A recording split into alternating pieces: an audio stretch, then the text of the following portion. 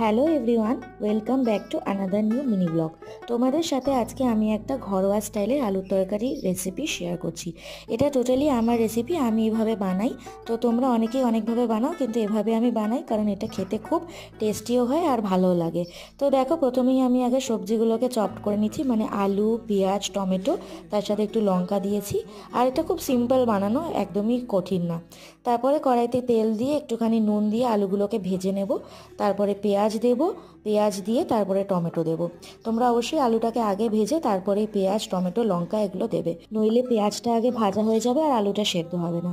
মশলার মধ্যে দিয়েছি হলুদ আর সামান্য একটু জিরে গুঁড়ো, তার সাথে লঙ্কার গুঁড়ো আর একটু ব্ল্যাক পেপার। এই দিয়ে একটু জল দিয়ে আমি ব্যাপারটাকে একটুখানি শুকনো শুকনো করে কষিয়ে নিয়েছি। তারপরে জল ঢেলে আলুটাকে সেদ্ধ করলেই আমাদের গরম গরম আলুর তরকারি রেডি। আমি লুচির সাথে আর পায়েস দিয়ে খেয়েছিলাম। তোমাদের কেমন লাগলো জানিও, ভালো লাগলে লাইক শেয়ার সাবস্ক্রাইব করে দিও। টাটা।